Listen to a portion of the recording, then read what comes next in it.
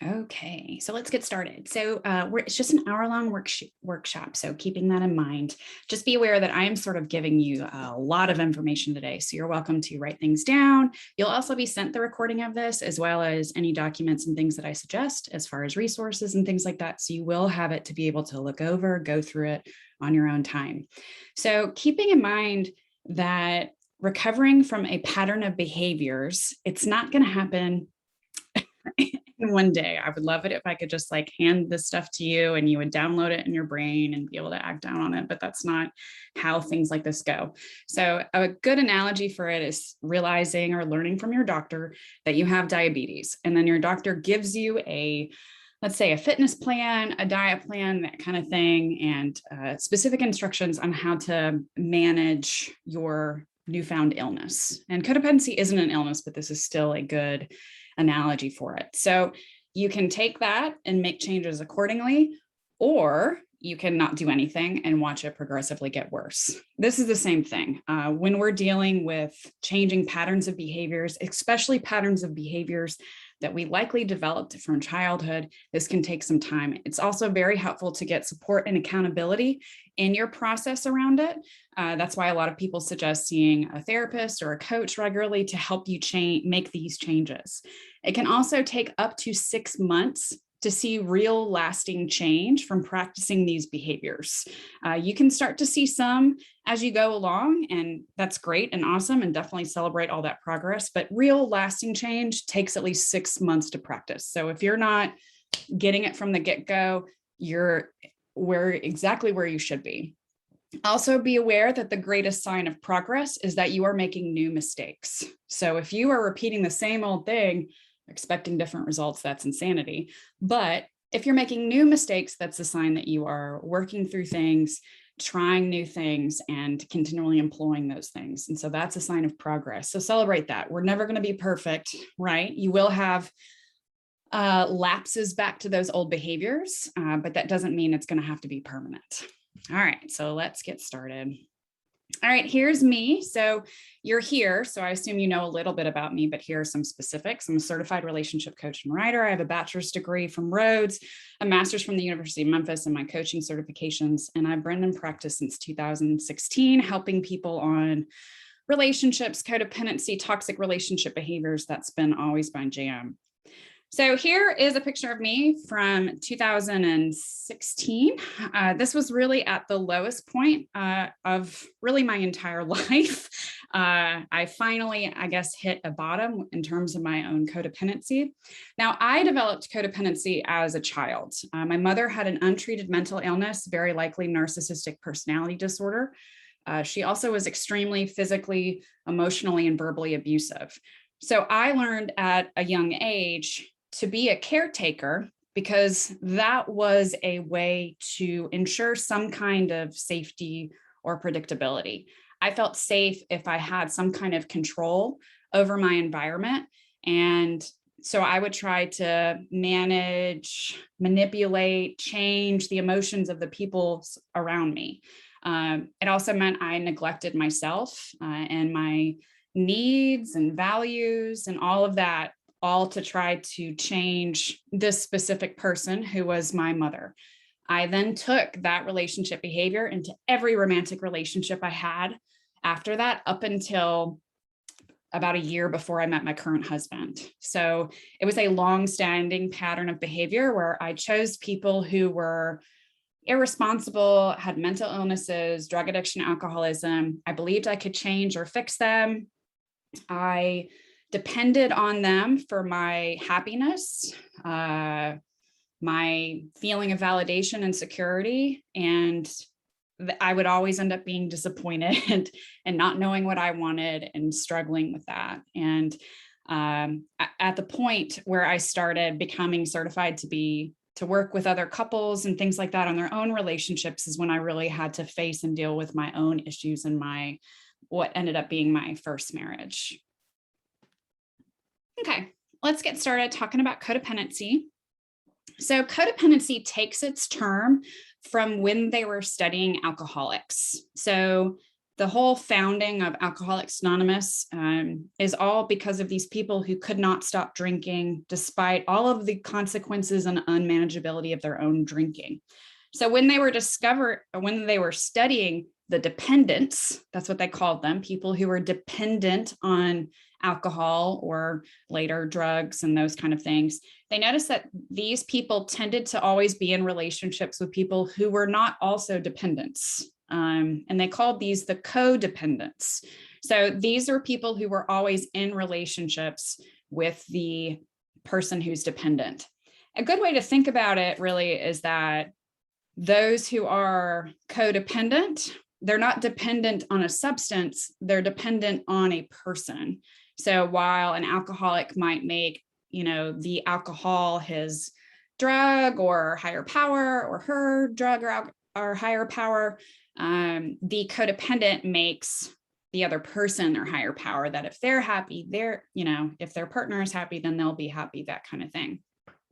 It's important to recognize that unlike alcoholism, codependency is not a clinical disorder or mental illness.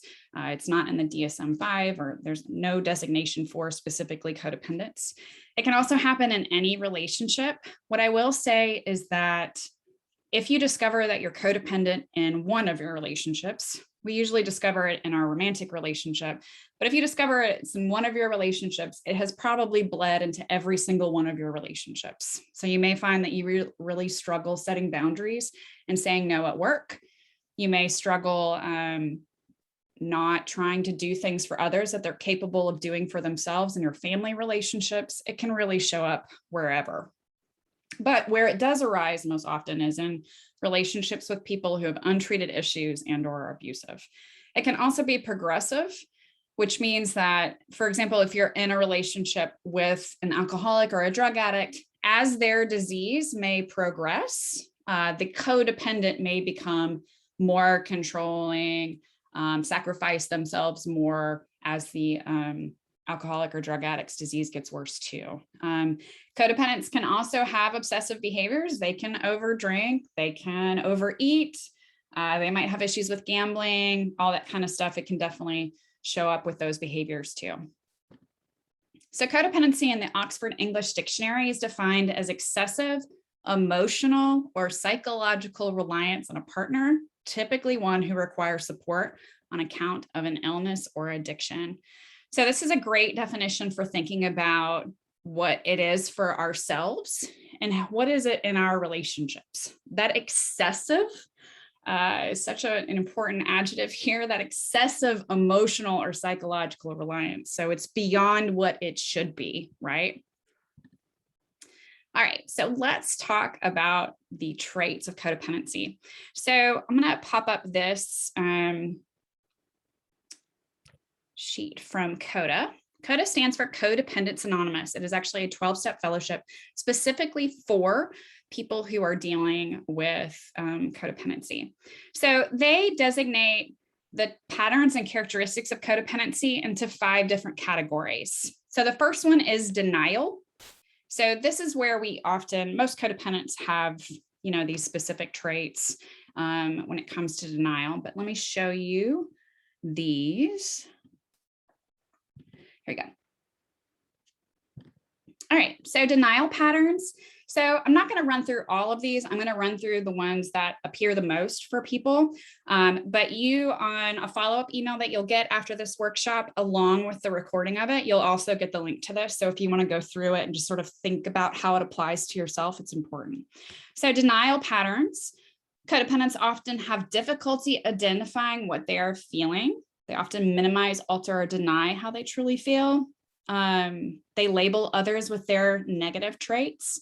So when we talk about codependence, we are often talking about the other side of the coin from a narcissist. So narcissists, a lot of us know, tend to project. Codependents do it too, because a lot of narcissists can actually end up being codependents and vice versa. Think that they can take care of themselves without any help from others. So mask pain in various ways, such as anger, humor, or isolation. Moving on to low self-esteem, have difficulty making decisions, always believe that they're not good enough, embarrassed to receive recognition, praise, or gifts, value others' approval of their thinking, feelings, and behaviors over their own, They do not perceive themselves as lovable or worthwhile. They can't make mistakes. They have difficulty getting started, meeting deadlines, and completing projects. Now, not all of these may you identify with, and that's totally fine. So for example, I never had trouble getting started, meeting deadlines, and completing projects because I was the perfect employee because of how codependent I was at work.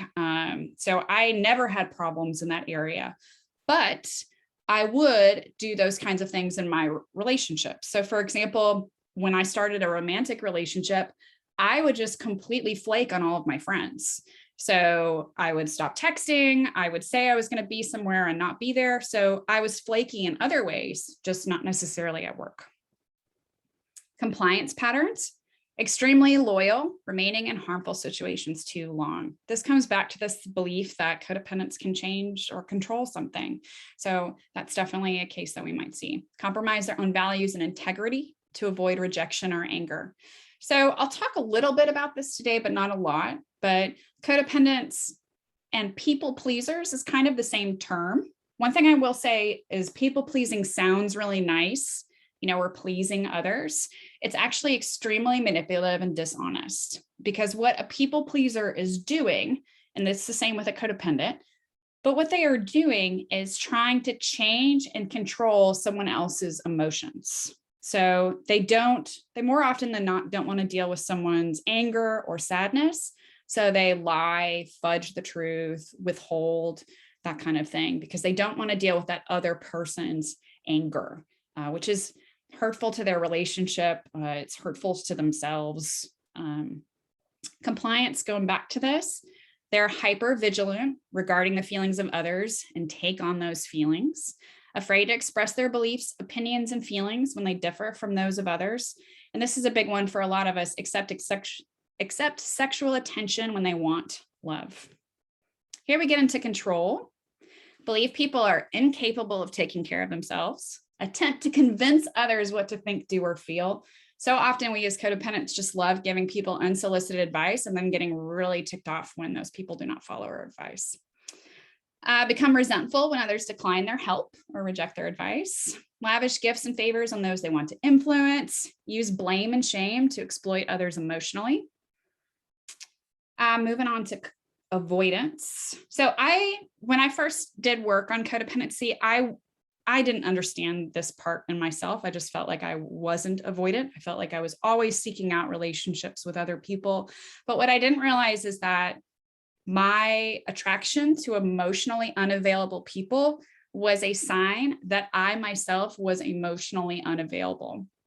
I would get angry and upset that other people were not sharing vulnerably with me. But then here I was being dishonest and not clear and vulnerable with them. So act in ways that invite others to reject, shame, or express anger toward them. Judge others, what others think, say, or do. Avoid emotional, physical, or sexual intimacy as a way to maintain distance. Oh, I'm getting a chat. Let's see. Danielle, that's a great question.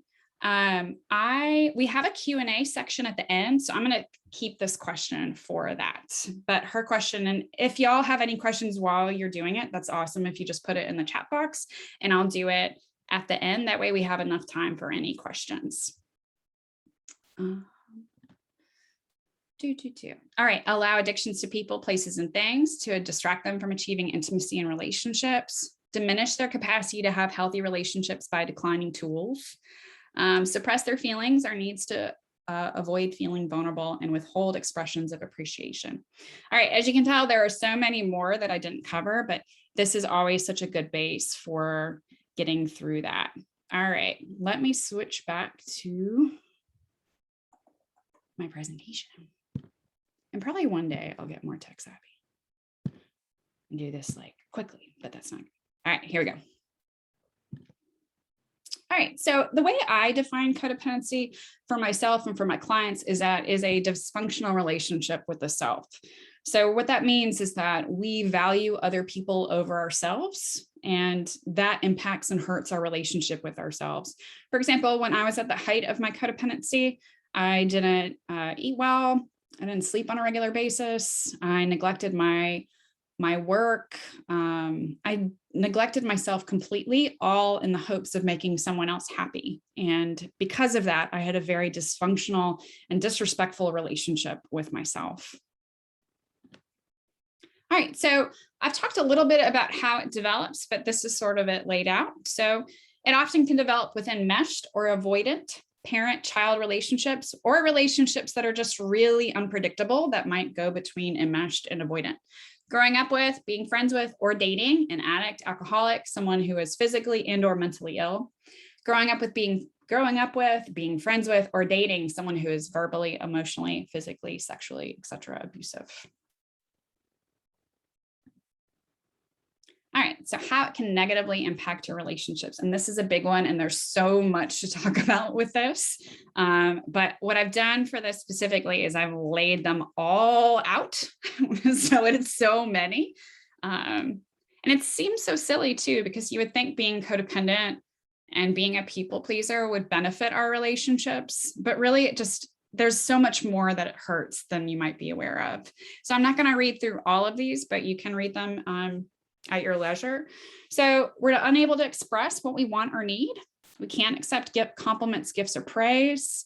We may try to create or foster crises because you feel bored or empty when something isn't going on that you can fix.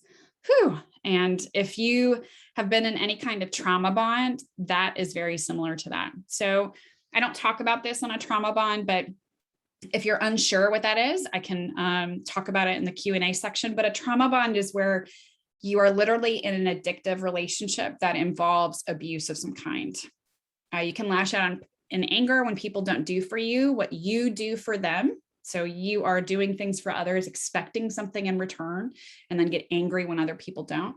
Have trouble trusting, you may become abusive, may lie or fudge the truth to manipulate, unwilling to let people change, don't believe or trust someone else's kindness, may give up on other commitments, stay in a relationship based on someone's potential instead of their reality, which another way to put this is just staying in a relationship with someone because of a fantasy that you have, a belief that you have, a sense that you can change them, you can control some output. And don't take personal responsibility, lots of blame, and can also intrude on the boundaries and personal rights of others. All right, so negative and self-limiting belief patterns are an important place to start in sort of assessing where you need to go in addressing your codependency. So this is a valuable piece, especially when we talk later about affirmations. So your personal beliefs affect your thoughts, affect your feelings, and then affect your actions. So I've just given an example here of I'm too sensitive. So often if we are in a relationship with someone who gaslights us, minimizes, invalidates our feelings, we've probably been told that, like, you're too sensitive. I didn't mean that. I was just joking. When we hear that enough, we start to believe it. And then that belief ends up impacting us in a long-lasting and big way. So that belief turns into the thought, I shouldn't express how I feel or set boundaries because I can't trust that my feelings are appropriate. My feelings around that are shame and embarrassment. And then my actions as a result of that original belief is don't communicate, refuse to voice needs, don't set and enforce boundaries. And someone who gaslights us, that's really their goal, is us to not voice needs, not set and enforce boundaries. And let's look at some other negative and self-limiting beliefs. So you may relate to some of these, you may relate to others. It really depends on where you are, but it's important to identify the negative beliefs that you have about your relationships, yourself. So here are several of them that I know I related to, and a lot of my clients have related to. So other people know me better than I know myself. I have to earn love. And that was a big one for me, is that I always felt that if I wasn't doing something for someone else, that they couldn't love me, that I was unlovable unless I was doing something. My wants and needs don't matter as much as anyone else's. I can't be okay if I'm not in a romantic relationship. Here's another one. I can only be loved if I'm needed. So that would, make us choose partners who need us because they're irresponsible in some way. They can't function without me, so I can't set boundaries. I'm to blame if anything goes wrong in my relationships. I can't ever make mistakes. I have to be perfect. I can change my partner, friend, or parent.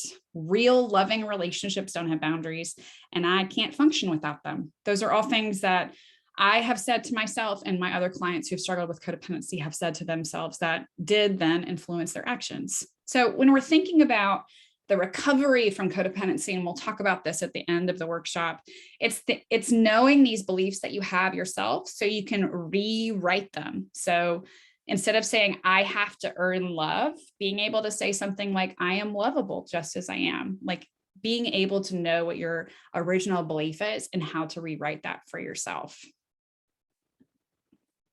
All right, boundaries. So I don't know about you, but I didn't understand what boundaries were. I thought it was just a nice term, I guess, that people use. But I've learned a lot about boundaries over the years, and I help a lot of clients in assessing and figuring out their own boundaries. So Pia Melody, who wrote Facing Codependence, this is her sort of definition of boundaries. They are guidelines or rules regarding what you, not someone else, you will and will not do in relationships. And the purpose of boundaries is to protect ourselves and others from harm or exploitation. So there are 3 boundary styles. There's healthy, it's what we all want to get to, right? They're firm, flexible, communicated in a clear way. Now, codependents often jump between the other 2 boundary styles that are unhealthy. They often vacillate or jump between rigid and porous, and I'll explain why.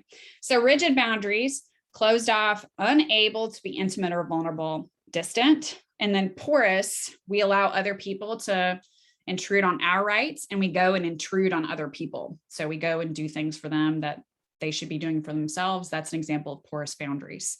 So codependents often jump between these 2.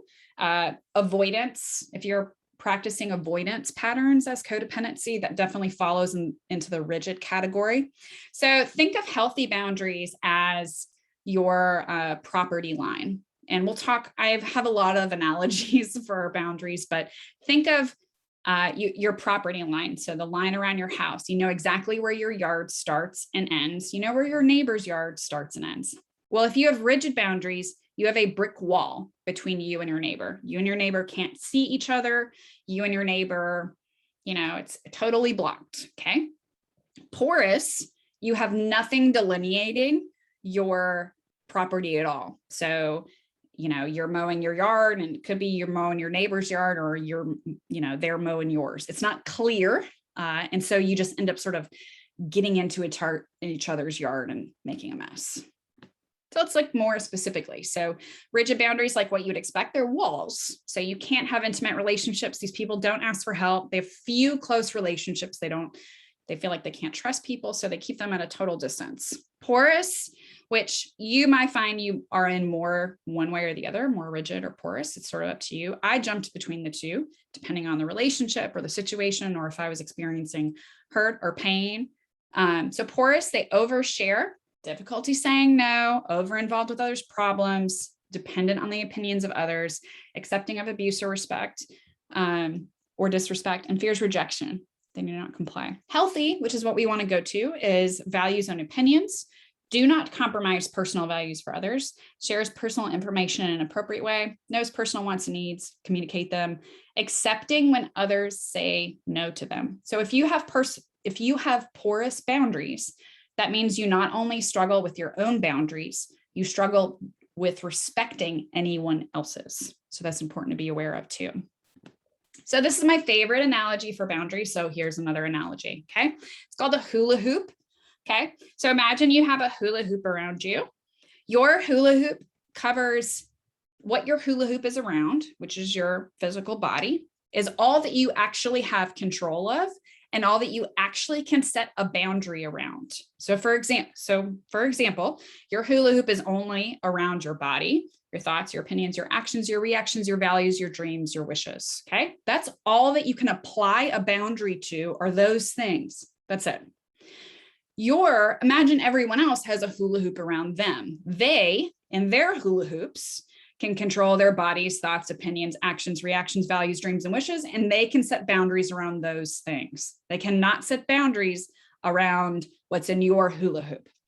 We as codependents, what we often do is we drop our hula hoop and try to get in someone else's hula hoop, because then we're trying to control their bodies, thoughts, opinions, whatever. Okay, that's the problem that we do.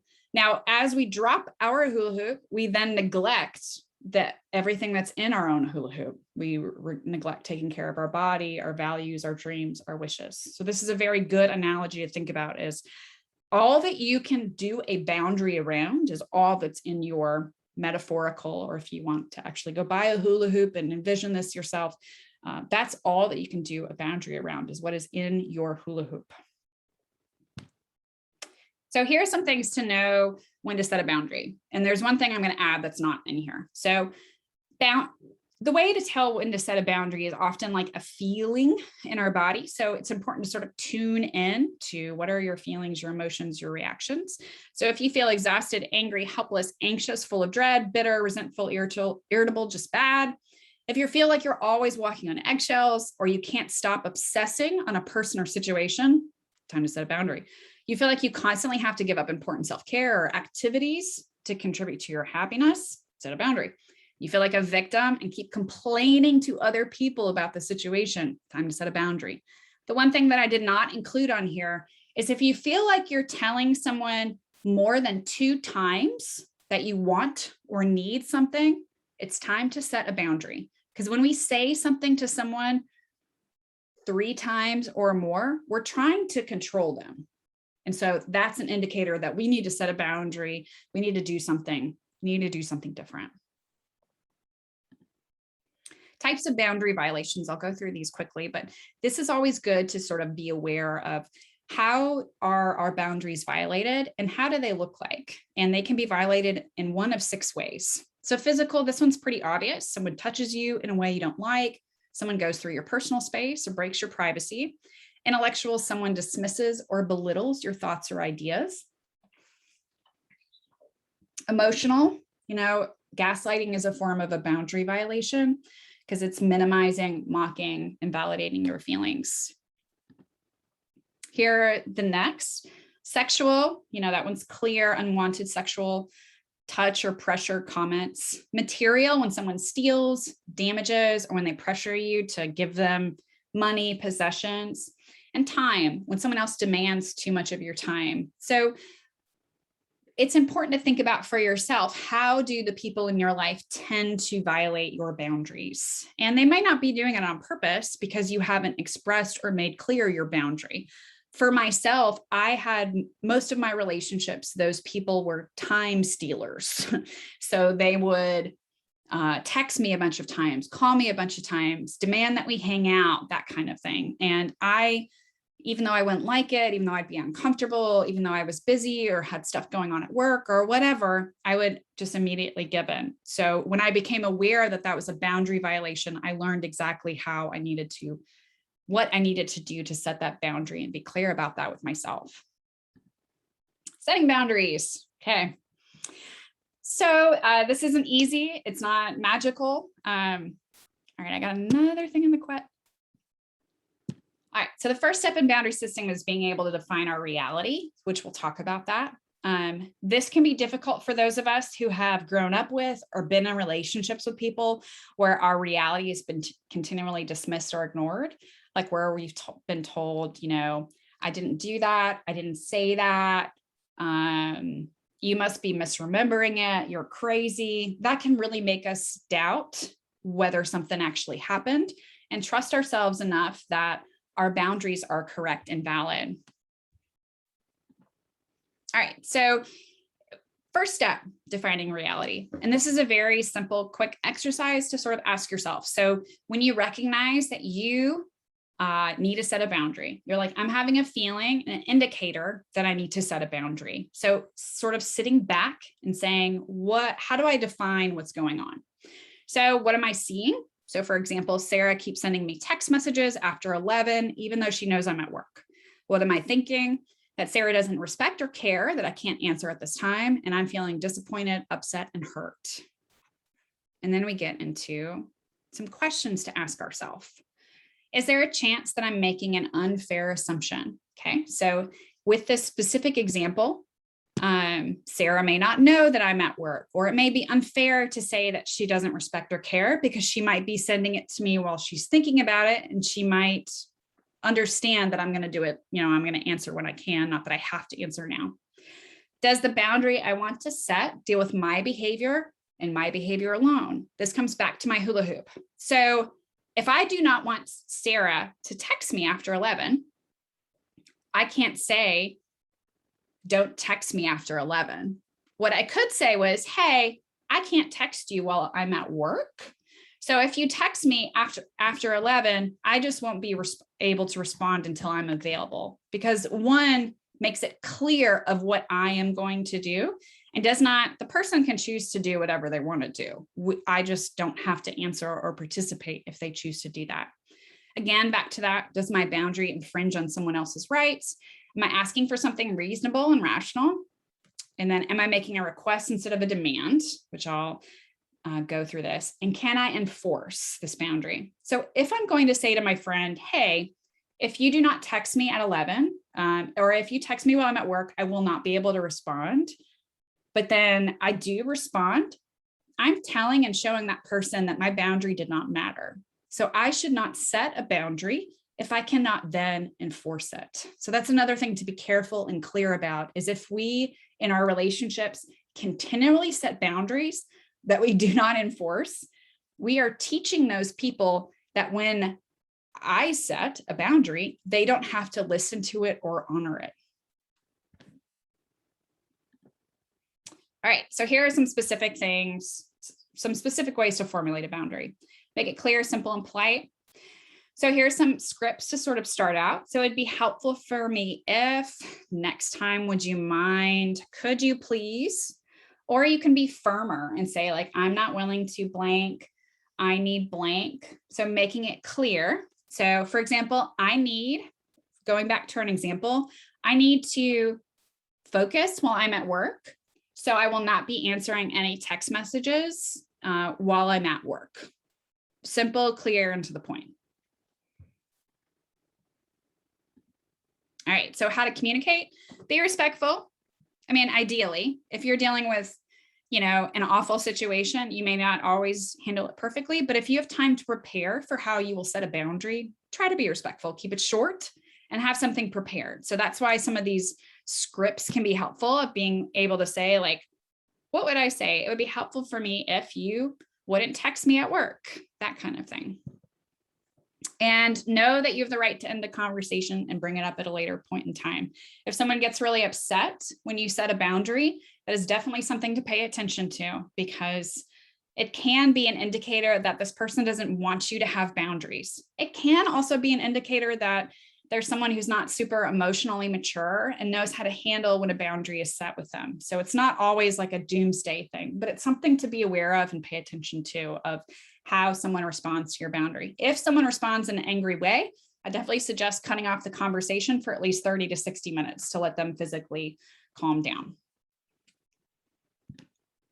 All right, what to do when your boundary is violated. So let's say my friend Sarah, it's just getting out of hand. She's continually texting me at work and even calling me, to the point that I'm getting distracted, even though I asked her not to. So when a boundary has been broken, we say something to remind the person that they've broken the boundary. So I give the example here about a job or whatnot, but I'm going to just continue it with Sarah. So Sarah, you know that I will not be answering texts while I'm at work. But I noticed that you keep sending me texts, and state the consequence if they can continue. If you continue to send me texts while I'm at work, I will need to block your number while I'm at work, or turn my phone off while I'm at work, so I can make sure I stay focused and engaged with my job. And then you have to follow through with whatever. So if she does text you the next day while you're at work, you block her number or turn off your phone. You've got to follow through with the consequence that you've stated will be provided. And then the next step, which is actually the most important part of boundaries, is practicing detachment, and then self-care and affirmations, which we'll talk more in detail about. Detachment is actually the biggest reason why many of us do not enforce boundaries. All right, so detachment. So this is taken from the Al-Anon pamphlet, titled Detachment. Al-Anon is one of the resources that I include at the end of this. Al-Anon is a fellowship for people who are in relationship with those who are alcoholics or drug addicts. If you are in relationship with someone who is not an alcoholic or a drug addict, you can still attend meetings. They're available all over the world, and they're available online too.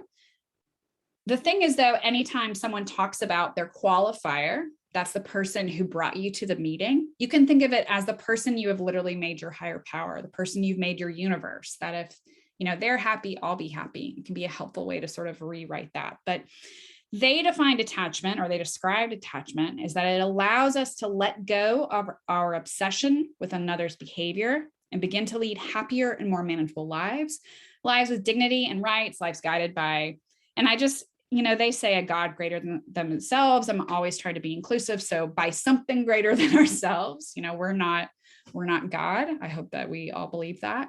And we can still love the person without liking the behavior. That's the biggest difference, is instead of seeing someone's behavior as indicative of them as a person, just being able to nail down the behaviors that are unacceptable to us and separating ourselves from. So detachment sounds awful, right? Like, we think of it, a detached retina. It sounds bad, but in actuality, it's really very loving and kind and based in empathy. So detachment looks like not suffering because of the actions or reactions of other people. This is where we think about our hula hoop and we think, okay, so they, in their hula hoop, made a decision that is affecting and hurting them, but they did that to themselves. And it's not affecting what's in my hula hoop. I can feel sad for them, but I'm not going to willfully suffer because of the choices that they have made to themselves. Not allowing ourselves to be used or abused by others. Not doing for others what they can do for themselves, as in not dropping our hula hoops and trying to get into someone else's hula hoops. Not manipulating situations so others will behave as we see fit. Here's what it continues. So not covering up for another's mistakes or misdeeds. Now, I don't know about y'all, but this is something that I tended to do a lot with my mother growing up, that she would do things that would embarrass herself at restaurants or public places. And I always felt like I needed to run around and apologize and make right for the mess that she was making. Okay. So that's the thing of taking responsibility, is I felt personally responsible if she was going to act up, regardless of the fact that I was not the one who did it. I didn't call the cashier an asshole and throw the beverage across the restaurant. I didn't do that, but I felt responsible for that because I put myself in the caretaker role in that. I took responsibility for that. So someone who is healthy and has clear boundaries instead recognizes that they didn't do that they should not be the one apologizing or making up for that other person's irresponsible or not okay behavior. They let that person deal with the consequences of that instead. Not creating crisis or drama. As I mentioned earlier about trauma bonds, codependents tend to be in relationships that deal with a lot of crises. So high highs and low lows.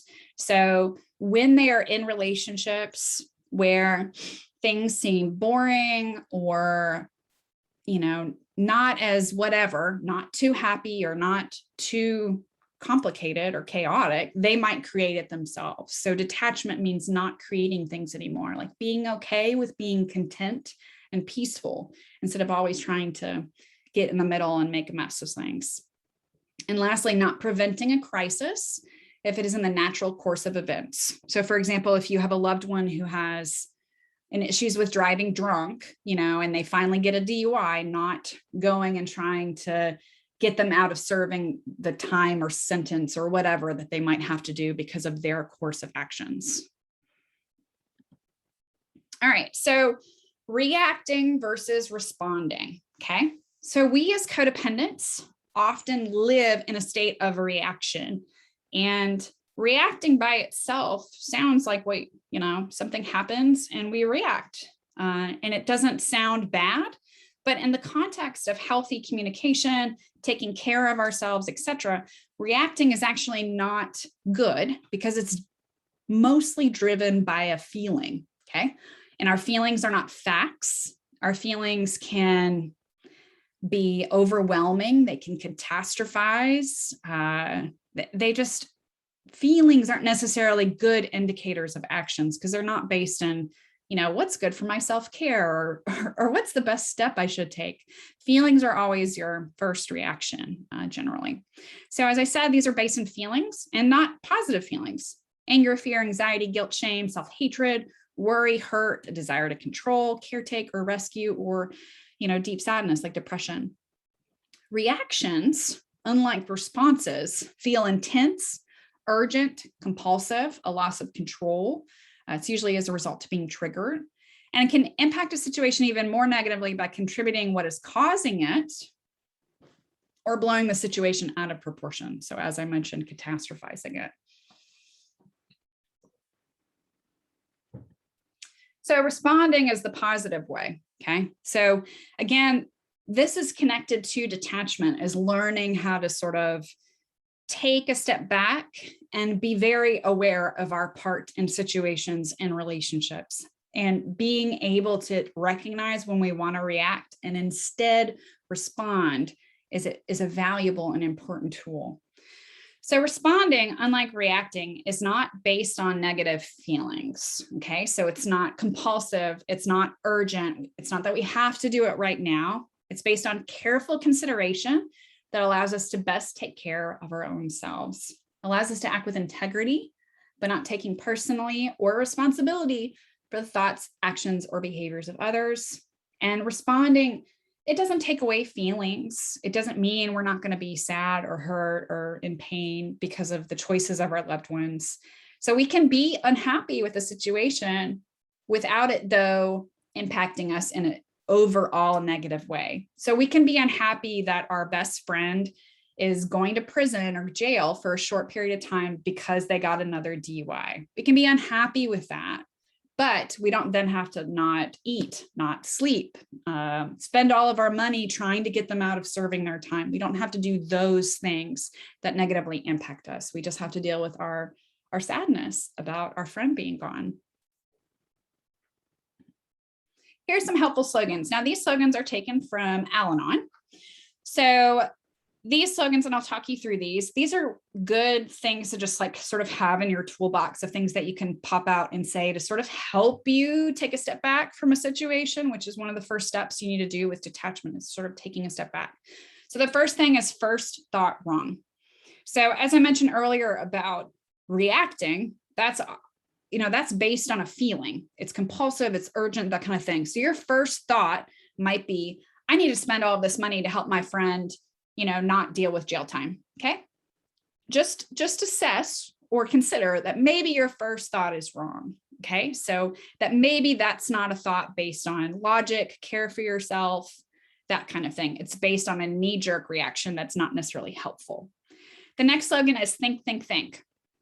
So for this is again, this idea of sort of giving yourself time to consider options. When we're living in codependency, we're living in crises, we have to do this now.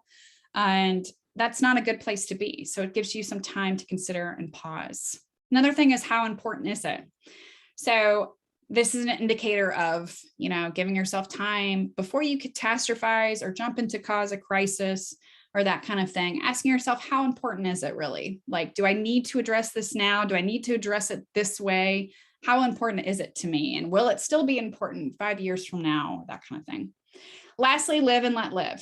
This is a reminder to let people be in their own hula hoops. Live and let live. Let them hang out in their hula hoops and make their own choices in their own hula hoops. All right, so here's some suggestions. I wish there was a hard and fast rule for how to detach, but this is sort of gives you a sort of rundown of how to do it for yourself. So recognize when you want to react. Okay. So for many of us, this happens in our body. We suddenly feel really angry or rage-filled, or we need to send that text. We need to call that person. We need to do something urgently. So recognizing when you want to react is the first step in being able to pause before you do it, right? So you want to react. So, okay, you're like, I know I want to react, but I'm going to instead Go to step 2, give yourself time to calm down. Take a walk around the neighborhood, call a safe friend, journal, listen to some good music, go take a bubble bath, whatever it might be, something to give yourself some time to calm down. Ideally 30 to 60 minutes, because again, it takes your body that long to physically calm down when you've had, you're emotionally escalated. Examine what happened as objectively as possible. So for example, if we're talking about the friend's DUI, being able to say, okay, my friend had a DUI and they are looking at jail time because it's their second or whatever. And being able to look at those facts sort of divorced from your emotion. So another way to think about addressing this is, if you were going to advise a friend who's in the same situation, how would you advise them to handle it? So your friend imagine your friend is coming to you and talking to you about their friend getting a DUI. How would you advise them to handle it? That usually helps you sort of get some space from the situation and assess what you need to do to take care of yourself. And this is where we get into the self-care aspect. Okay. All right, so self-care. What I'm going to be doing is sending you, as part of your attendance in this worksheet or this workshop, is I'll be sending you a self-care plan, some sample affirmations, some who am I exercises, as well as the prompts for codependency recovery. So you're going to get a lot of stuff that you can go through as you will. So let me tell you a little bit about the self-care plan. Now, these are, here, I'll show it to you. These are recommendations. They're not things, they're not hard and fast by any stretch, but these are recommendations. As I mentioned earlier, this is where we too often neglect ourselves for the sake of other people. But if we make a plan and a habit and a routine of taking care of ourselves, and we redirect some of that energy that we spend trying to change other people and how they feel and what they're doing, and redirect that back on ourselves, we're in a much better place for ourselves. So here are recommendations. It's a good idea to have give yourself goals of what you're going to do, and have these be things that you stick to regardless of what's going on in your specific situation. Okay, I'm jumping back to this one. All right, coming to the end. All right, so let's talk a little bit about affirmations. I'm going to be sending you some sample affirmations that you can do, but if you're thinking about those negative self-beliefs, those negative self-limiting beliefs, again, those are great places to think about rewriting them into positives.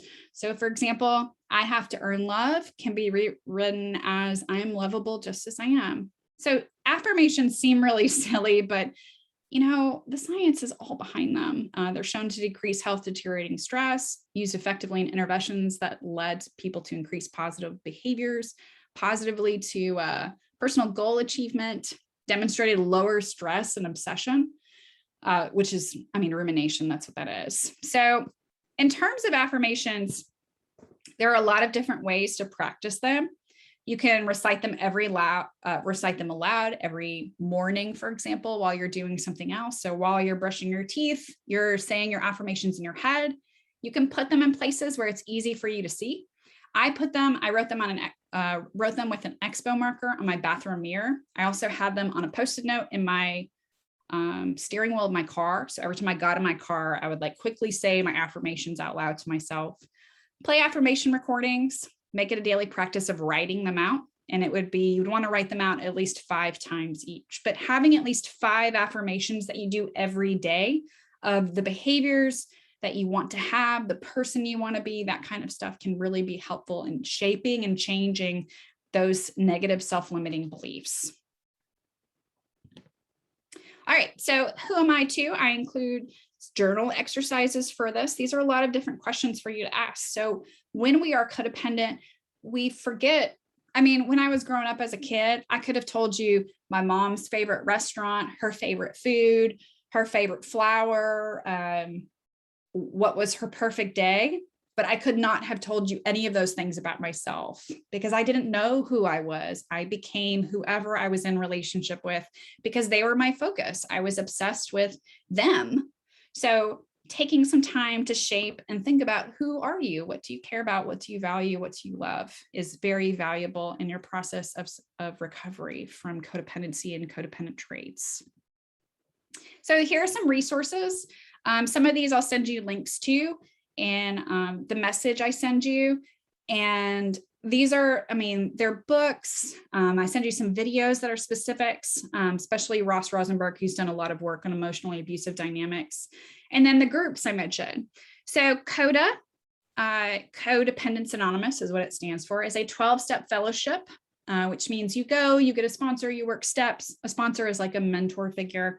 But if it's something that you're considering for yourself, like you want to continue a work in progress or a work in a process, I definitely encourage you to get some kind of support and accountability, whether it's attending a 12-step fellowship like CODA or Al-Anon, where you have people there that will help and encourage you to get over codependency, or working with a therapist or a coach. When I was going through my specific journey, I worked with both a trauma therapist and a coach. I had experienced a lot of physical and other types of abuse. And so a trauma therapist was really valuable for me, on top of working with a coach who helped really give me tools to sort of move forward. All right. So it's Q&A time. So if you have any questions, if you want to hit the raise hand function, or you want to type them in the chat box, that would be awesome. The first one I was going to answer was from Danielle, who wrote this earlier. So she said, what's the connection between judging others harshly and avoidance? Which is a great question. So let's think about it this way. When we judge other people harshly, we're usually doing it from a place of believing that we're superior to them. They're like, oh my God, I can't believe she's doing blank, or I can't believe they're still together, or whatever. And that's all coming from a place of superiority, that we believe that we are better than them. And that's why we're judging them so harshly. Unfortunately, when we're doing that, we're really not opening ourselves up to have an open, intimate kind of relationship with them, one where we would feel vulnerable, because we've already put ourselves as on a pedestal above them, and they're too beneath us to have a relationship with. So gossip, and a lot of codependents, gossip is our favorite thing, because in a lot of ways it keeps us from looking at ourselves. We think if I just talk about all of these other people and what they're doing wrong, I really don't have to look at, address, be responsible for the things that I need to work on myself. And that was definitely the case for me. I realized and recognized that I really had to address my issues with gossiping when I started working on my codependent behaviors. All right, Julianne, do codependent individuals often have anxious attachment or avoidant attachment? Is this fairly normal? So Julianne, it really depends on the type of codependent patterns that exhibit, but most codependents have anxious attachment, definitely feeling like they need to over connect, worries of being abandoned, obsession and rumination, very common. So it's definitely common. But if you tend to go more towards the other type of emotional unavailability with codependency, then yes, you might end up being more avoidant, where you just sort of isolate yourselves from relationships, believing that people who are close to you will hurt you, feeling like you can't voice needs. And mind you too, that your attachment style can change based on your relationship, based on experiences. So it's not set in stone. So you could be anxiously attached in one relationship, but avoidantly attached in another. Nadine said, I sometimes have difficulty with people who act authoritative with me. How can I communicate my boundaries starting with me without pointing fingers? Could you please give an example? Sometimes have difficulty with people who act authoritative. So Nadine, are you meaning like they're telling you what to do, or saying like you need to, or you should? Yes. Okay. So I'll just say that like nobody responds well when someone says you need to do blank or you should do blank. It can be helpful to say something like, I don't respond well when people say you need or you should. Could you say it, have you thought of, or what do you think about blank? So sort of teaching them how to communicate you in a different way. If they don't change their behavior, your next step is to decide how you want to respond to that. You might want to say like, hey, I let you know that I really don't do well with hearing that I need to, or I should. And you just did it again. If you say it again, I'm not going to be able to participate, or I'm not going to participate any further in this conversation. So it's just up to you and what feels better for you. All right. Hi, Tara. Would it be fair to say if I'm recognizing that some of my drive to switch job positions to a lower responsibility position comes from a drive to please my partner and have more time in my relationship is a sign of codependency? I'm becoming aware that my decisions should be made on what makes me happy and the stress and responsibility I'm willing to take on. So Kelly, that's not necessarily the case. So when we're in a relationship, and a serious one, like a long-term relationship or a marriage or one where we live together, we do, in a healthy relationship, still consider our partner and what would be best for our relationship. Now that can go totally bad if we're codependent, because that means one of us is sacrificing and the other is not. So it might be helpful for you to think about, Kelly, of, am I sacrificing in a way that feels one-sided? Am I sacrificing, but my partner doesn't sacrifice for me? And if so, am I doing this because I'm hoping to get them to sacrifice for me? If you're doing it expecting something in return, that's not a good place to be. Like if you're expecting, oh, I sacrificed this, so you have to sacrifice, that's just setting yourself up to be angry and resentful.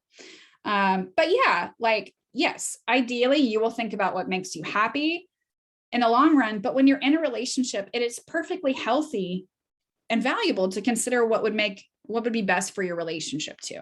When that gets bad is when it becomes just you sacrificing and your partner not reciprocating. Yeah, you're welcome. All right. Anybody else have any questions? Y'all were a very quiet and good audience.